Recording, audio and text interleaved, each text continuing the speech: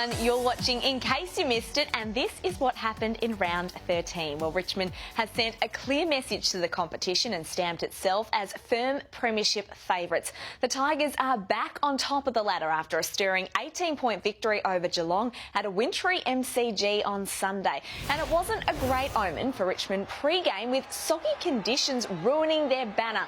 The Tigers treading carefully as Geelong fired early to lead at quarter time. Now, it was an arm wrestle for most of the day. Tigers defender Nick Vlaston had a hand in nearly everything, but will come under match review scrutiny for this late spoil on Cats skipper Joel Selwood. Now, with just 1 point separating the two sides at the last break, the Tigers shifted into another gear, the big guns putting on a show. Jack might go up, held his ground, didn't want to go for the big fly. Butler breaks free of one, breaks free of another. Can you believe that kick to Rewalt? Dustin Martin in the goal square says, kick it to me. Up it goes, off hands. There he is. There he is. There he is. Kick it to me, why wouldn't you? 2 VFL games back in this week, Daniel Rioli. Couple of skip steps. It's coming back. He sticks it in. Welcome back, Daniel. And if you've got to win the flag, you're still going to have to beat the Tigers. While we saw what Melbourne's wild and woolly weather did to Richmond's banner, spare a thought for the players braving the extreme elements in the VFL clash between Williamstown and Sandringham. Now, a game in which Sandy didn't even score a goal. Better you than me, boys. And junior footy, well, that wasn't spared either, with the incessant downpour also playing havoc in the city's west. This ground quickly becoming a lake. Not ideal conditions indeed. Alrighty, well, under intense scrutiny for most of the season, the pressure valve has been released slightly for this week, at least after the St Kilda's last gasp victory over a disappointing Gold Coast Suns on Saturday night. The Saints trailed by 31 points at three-quarter time, but with the blowtorch on high and hovering menacingly, St Kilda somehow managed to kick 5 goals, and once again for the 4th straight game, the Suns went goalless in the final term. Jade Gresham sealing an unlikely victory, notching up the Saints' first win since round 1 and sending their long-suffering supporters into raptures. Can you believe it? St Kilda in front with a minute to go. An incredible final quarter comeback for Richo and the Saints. It was good to get an end of it. Boys streamed the kick, goal to win the game, and it was good to just get back on the winners list. When you haven't won a game of footy for a while, to get a victory on the road, to be able to play in such a strong way when you've been, somewhat undermanned and outplayed, is a real testament to their character. So it was incredibly pleasing from that perspective.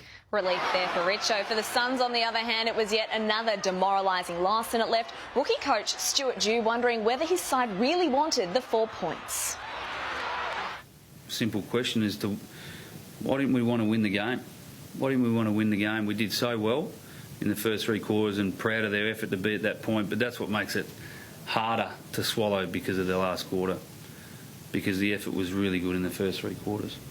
Those fourth quarter fade-outs certainly causing nightmares for the Suns coach there. Now, while the pressure valve has been released slightly on St Kilda, the same can't be said at Carlton. The Blues are under the pump following a nightmare performance against Fremantle on Saturday. Now, Carlton fans were left fuming after their side failed to kick a goal in the opening half. The Dockers, on the flip side, booted 12 to lead the Blues by 70 points. The Carlton faithful turning on their own.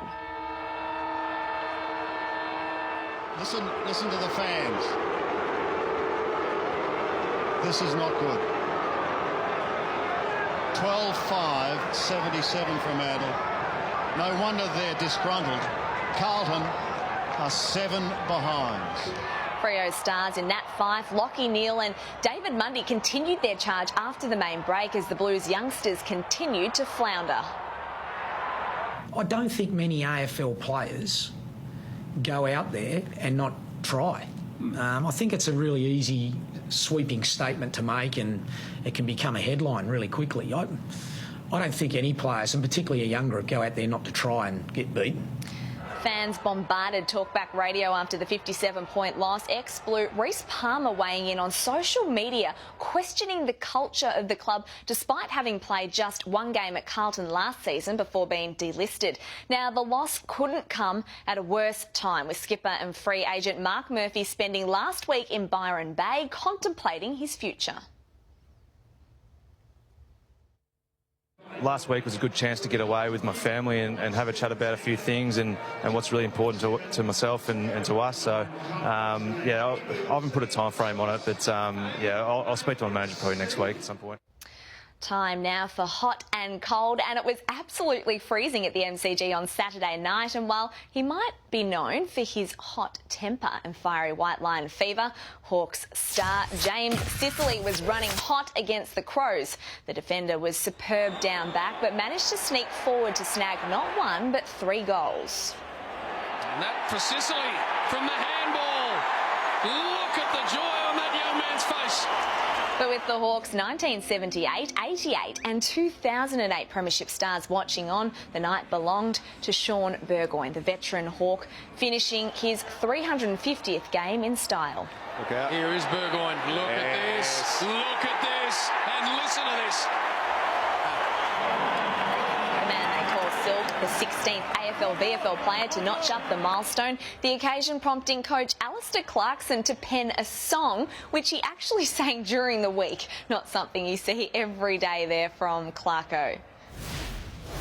Well, as for the Crows, a side that 9 months ago played in a grand final at the MCG, they are in struggle town. Injuries aside, Adelaide was woeful, registering its 3rd lowest score in its history. They are now in serious danger of missing the finals for the first time in 4 years. They have a bye next week and then it gets really tough. Look at that, West Coast, Richmond and Geelong. The Crows certainly need to regroup and quickly.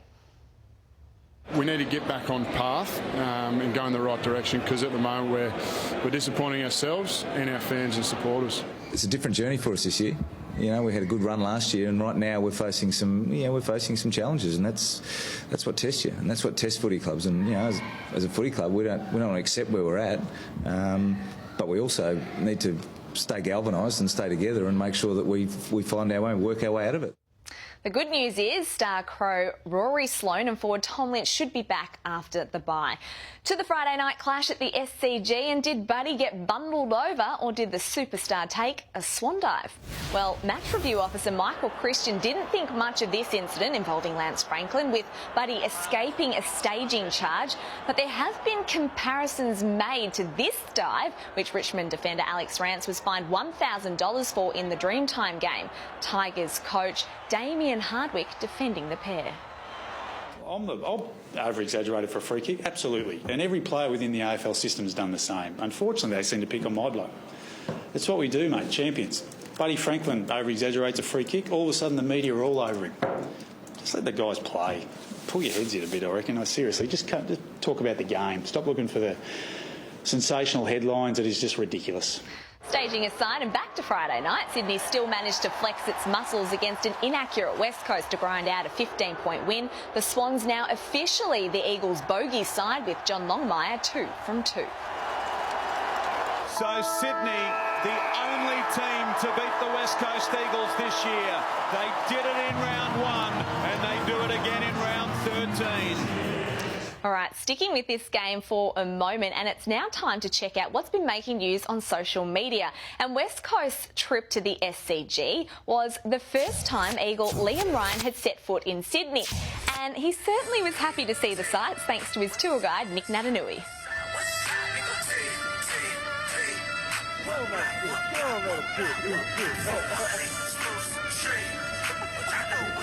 A little bit random, but I like it. All right, moving on. Before we finish off, it's time for our play of the round. Let's rewind all the way back to Thursday night. And the Dogs, well, they tried everything to shake Port Adelaide, even throwing draftee Ed Richards forward. The youngster kicking 3 goals in the second term, but it was the Powers' Jared Pollock who stole the show, kicking near identical goals in the pocket from an impossible angle. Tight spot, left foot, look at this! Got a couple. And the highlights keep coming. Richmond youngster Callum Moore with some quick thinking in the VFL. The point post no obstacle as he handballs to himself and then nonchalantly wheels around to snap a brilliant goal. How do you like that? Very creative indeed. To the ladder now, and as we said off the top of the show, the Tigers are back on top, knocking off the Eagles. Sydney and Melbourne make up the top 4, while the Cats have slid out. To the bottom half, Hawthorn just outside the top 8. Freo's big win moving them into 12th position, while the Lions and Blues are both wooden spoon contenders with just the 1 win. And that's another episode of In Case You Missed It, done and dusted. Thanks so much for watching. We'll see you next week.